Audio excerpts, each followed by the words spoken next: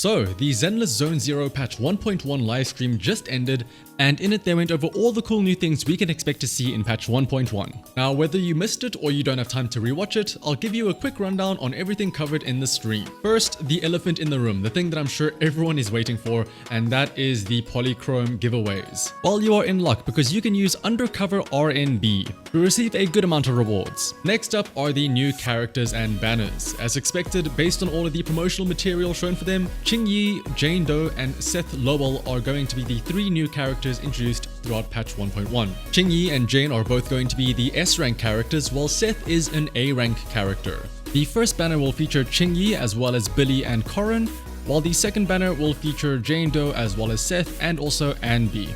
Out of curiosity, who are you planning to save for? Leave a comment down below. QingYi or Jane Doe? Or are there any Seth enjoyers out there? Defender with a charge blade, how can you not like it? I'm very curious to see what everyone's plan is. Speaking of polychromes, if you need to top up for some polychrome to try and get that shiny new S rank, why not consider using Loot Bar? Loot Bar is highly secure, fast, and has a lot of discounts. For example, the 3000 monochrome pack usually costs $50, but with Loot Bar, you could save up to 15% on your purchase. Topping up is really easy. All you have to do is enter your in-game UID and server, and after confirming your payment, you will receive your monochrome in a matter of minutes. You even get the double reward for the first time bonuses. Be sure to use the link in the description if you want access to these amazing discounts. Anyway, back to the video. They also showed off a quick snippet of each of the characters' gameplay. So QingYi is of course the electric stun agent who builds up days very quickly with a relentless assault, and as you can see here, she's able to dodge mid-attack, so that's going to be very nice. And during her attacks, she charges up a gauge when doing electric damage, which lets her unleash a powerful attack once that gauge is filled. Jane is the Mountain Lion gang member who is a physical anomaly unit. She builds up passion stream as she attacks, and then once she has enough of this gauge, she can enter a new state where she can launch a lot of rapid attacks in succession that builds up a lot of anomaly. However, we're not only able to play as her, but at some point we will also have to fight against her as seen in the gameplay here. So it will be very interesting to see what an agent like her is like as an enemy and not as somebody we play as. An agent story for QingYi and the main story featuring Jane Doe will also be available.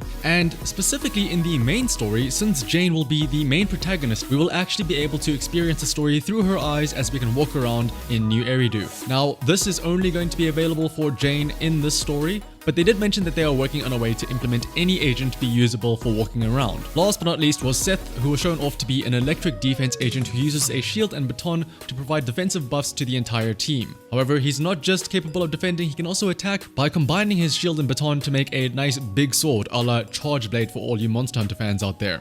However, the team is not yet complete. We may have 3 agents, but we need the one that ties it all together, and that is none other than the Bangboo. In patch 1.1, a new S-rank Bangboo named Officer QingYi will be available to us. Unfortunately, it's not North. For those of you who've done the story, I would have loved to have North, but it's the next best thing. We get a security boo. Now, once we have all of these new characters and toys to play with, the question is, where can we use them? Well, there will be a new Hollow Zero mode where we can face the big boss Nineveh directly without any TV interactions, and this will be known as Inferno Reap. One thing to note though is that is a level 60 boss, so that's going to be quite a challenge to face. This is quoted to be the ultimate combat experience by the developers. There are also going to be a lot of new events lined up for us. For example, a themed Camellia Golden Week event where we can celebrate a summer festival in New Eridu. In this event, we can of course earn a lot of polychromes and character materials, but also an A-rank Wenjin. And what's interesting is that looking at the TV gameplay that they're showing, it does look like they've once again found a way to make the TV section not boring.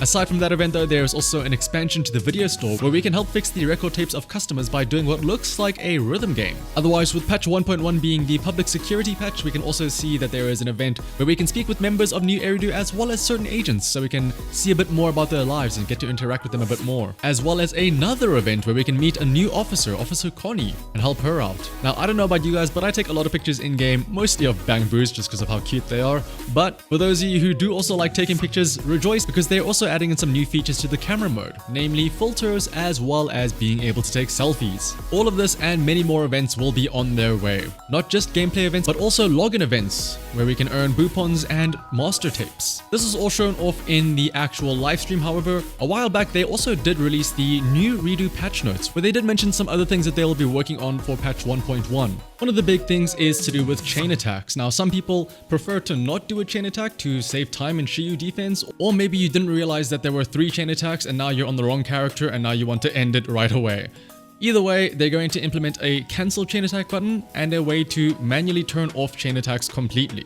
Speaking of Shiyu defense, right now when you go and select your team, you can easily see the weaknesses and what you should bring, but they don't necessarily say what you shouldn't bring because of resistances. You'd have to click on the little exclamation point to see what the enemies resist, but in patch 1.1 supposedly they're going to make this a little bit easier to see, hopefully save some time and headaches. Next, I'm sure we've all heard the saying that a picture is worth 1,000 words, and what better way to describe who we are as a person than our profile pictures, right? I mean, I can already tell that most of us probably use a picture of a cute anime girl or a cool anime guy as our profile pictures already in real life, so why can't we do that in game as well? Well, in 1.1, we can. Instead of only having a bunch of standard avatars to choose from, once you acquire an agent, you will now be able to use them as your avatar as well. What better way to show off who your favorite waifu or husbando is? Or to show which agent is just like me for real. Lastly, for those of you playing on mobile phone, I can only imagine how difficult it must be with how action-packed this game is. They will be working on a way in which you will be able to rearrange some of the buttons to more comfortably suit your playstyle, so hopefully that'll make things a bit easier to play on mobile. Otherwise, there you have it. That was everything that was announced in the 1.1 patch livestream and all the things that we can look forward to in the future. As always, if you did enjoy this video and found it helpful, liking, commenting, and subscribing are greatly appreciated. So until next time, bye bye.